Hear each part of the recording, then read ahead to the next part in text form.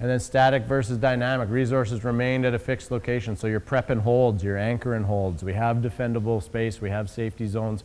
We can stay on site and do the work. Mop up and patrol can be either. You could be given an entire neighborhood to go in and mop up in behind. Again, that along with tactical patrol is you might just be given a neighborhood to continually walk around and redo. A lot of times you'll see tactical patrol in an apparatus, but if you're in that community and you're worried about embers, then like tooling up, getting water on your back and actually going around each structure, taking a look at it as you move through that community, and when you're done, going back and doing it again until you're told not to. Considerations, tactical considerations. Do you have the time available that you need to be successful? Will your efforts be effective to protect the structure, or, as Lou had said earlier, to protect the neighborhood? How do we stop getting that pinpoint focus, come back up? And hopefully that's your strike team task force leader that's helping in those conversations with you. Private vehicles, if you have the opportunity and you can position them in a sheltered location out of the way, off of receptive fuels. If you can get them on dirt, if you can get them on pavement, you know, super important. Or if, you know, your only option is you know, green grass or yellow grass, put it on green grass to try to prevent situations like this. And if you can, close the vehicle doors and windows. Unless you have the keys nowadays, it's pretty hard to close the electric windows. Olden days, we can roll those babies up and it's awesome. Nowadays, it's a little bit more difficult. So if it's part of your plan and you're in the structure and you find the keys and you can get those windows up, great. If you can't, well, hopefully it doesn't find an ember in there. Pets and livestock, how does this affect your tactics? For sure, it affects your tactics. Movement, safety for the animals, reflex time of support through the EOC. All of those things affect how you're able to do this. So if you have a skill set that's on your crew that's used to wrangling cattle, like make sure you get them out there as your scout. And or if the farmer refused to leave and they're his animals, he might have the ability to help you out as well. So using the resource that you have at hand to mitigate that situation. And even if you're first in and you're doing your check and goes and you deal with people that need to be evacuated, oftentimes they will not leave their animals. So it's just something to be aware of. You need to manage that and reassure them and deal with that, or pass it up to your task force leader, but do expect that. Mop up and patrol. Again, having a pump can on your back or a pressurized water extinguisher or just a tool. You can put embers out using dirt and some elbow grease with a tool. You don't have to have water, but it certainly for us is something that builds confidence in us after we've put water on it, and we can cold trail it, ensure that there's no more heat. What's the other thing that we carry on our truck that we can use to ensure that there isn't heat that's yeah, tick, thanks. I didn't even get to finish. It's a tick, yeah. A thermal imager on your truck. So if you have the ability and you have one on your truck, is to take that out and use it and see if you're picking up any hot spots. And if you are, get water on it to cool it. Before leaving the area, provide for patrol. Leave or update the information for the homeowners, especially if you've been inside. Make sure that you update your 214, that you have left a note. Leave the lights on, secure that structure.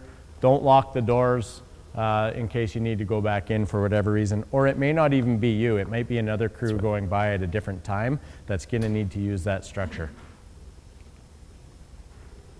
So, structure defense tactics summary. The interface fire, they vary in complexity from a single uninhabited structure to thousands of occupied primary dwellings.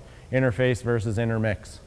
So, before we start, do we have the very basics of our safety checks in place? Do we have laces before we get going? Is there an adequate safety zone available?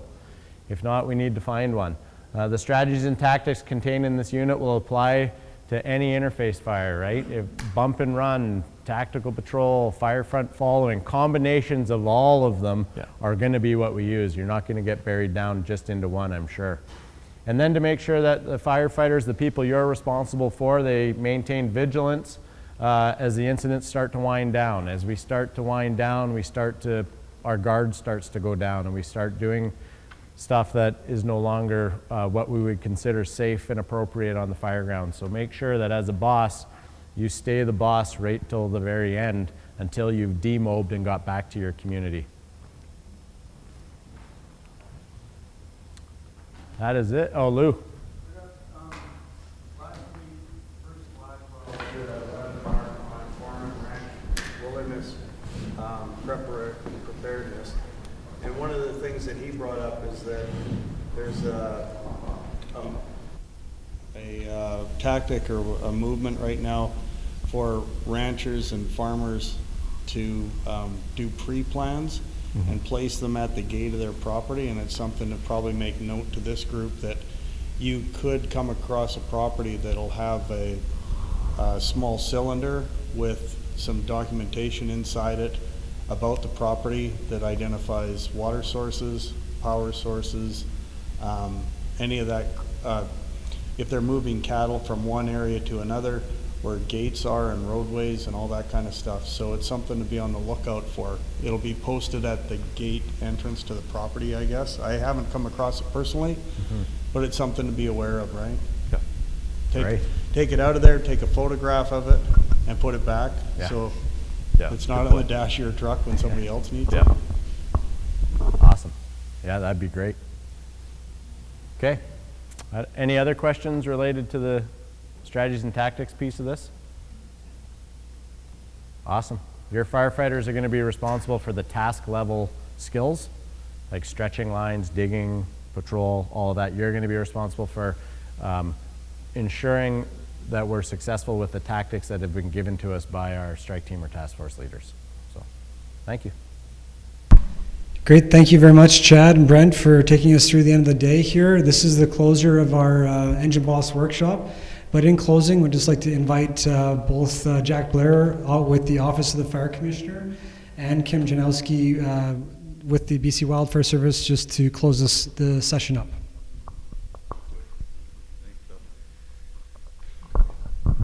Thanks. Yeah, thank you. Thanks, Larry. And Kim also for doing a great job and having these guys, especially to Larry and Chad and Brent. They did a tremendous job putting all this together, and it's been a lot of work. And Jay and Commissioner Godlinton and Deputy Commissioner Brownlee asked to just say thank you all for attending.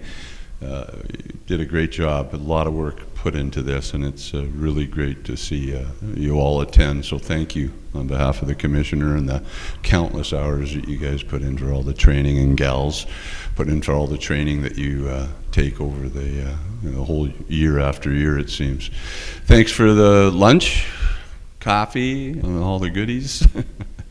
And hopefully we don't have too busy of a year, but we'll see how it goes. But thanks again for everything. All right, thanks guys. Good job. Yeah, I'll just echo the same sort of sentiments from BC Wildfire Service. Really impressed. Over my career, I've seen the evolution of working with fire departments go from find a fire chief or whoever the fire department was, get them to stand beside you, and hopefully you talk in the same language to where we are now. Hats off to Brent and Chad and Larry and everybody else involved. This is countless hours of very dedicated work to get this to where it is now. And I'm pretty excited to see how this translates to the work that we're going to all do together out on the fire ground. I know that we're going to have some great successes in some of the incidents that we're going to have to deal with. They're not going away, but I think this is a really good effort in trying to be proactive and work collaboratively together on all the work that has gone in here is just going to pay off down the road with the incidents we're going to have to deal with. So thanks very much. Really appreciate it. As a Type 1 incident commander, I know I'm pretty excited to be able to say that I've got some pretty good dedicated folks in all of you in this room, and those that are going to be taking the training online to be able to make it a lot more successful for us in all of our ventures moving forward. So thanks very much, guys. Really appreciate it.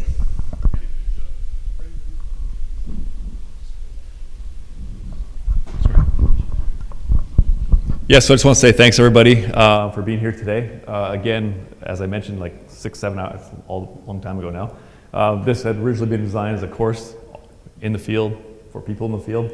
So stay tuned for the next day, day 2. We're out in the field. We'll be taking a lot of these principles that we've discussed today, the safety considerations, the tactical considerations, the movement, et cetera, and putting it to work in the actual field. So it's going to be a good day, and we look forward to that coming to a neighborhood near you soon. I'd like to echo that as well. Thanks very much for being here today. I definitely look forward to being out in the field and putting this onto the ground. Thanks to everybody who's going to be going through this online. For you, unfortunately, there isn't that opportunity to be interactive like we had today. So if you have questions, please bring them forward when we do have the On the Boots Ground Day in your community, so that we can address those kind of first thing in the morning. Anything that is kind of lingering in the back of your head that you want answers to. So thank you very much, and we'll see you soon. And I'll just close up saying thanks to the Office of the Fire Commissioner, Commissioner Godlington, and Deputy Commissioner Jay Brownlee. To everybody that attended the workshop today, BC Wildfire Service, one of the drivers of this protection program is Ron French, who leads up the structure protection program in the BC Wildfire Service. Having partners like Kim Janowski and the other incident management team leaders buy into this program certainly takes us further down the road and gives us a more collaborative approach in the field. So thank you to everybody that attended the class today. For you at home, those online viewers, I hope you enjoy the sessions. Please provide us with feedback so we can improve, and we'll see you on day 2. Goodbye.